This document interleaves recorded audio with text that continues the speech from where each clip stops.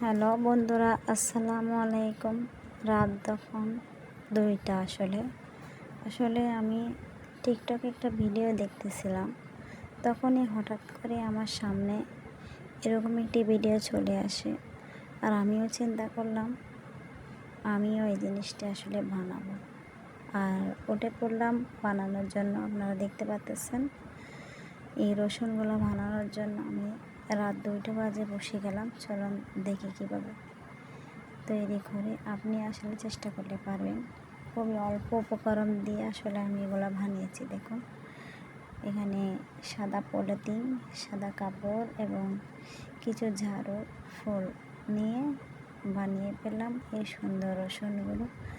আপনারাও আসলে যদি বানাতে চান, দেখুন আমার ভিডিওটি ফলো করে বানাতে পারেন, এবং আমার ভিডিওটি ভালো লাগলে লাইক, কমেন্ট, শেয়ার করে এবং ফলো বাটনটি দিয়ে আমার পাশে থাকবেন আর আমাকে সাপোর্ট করবেন।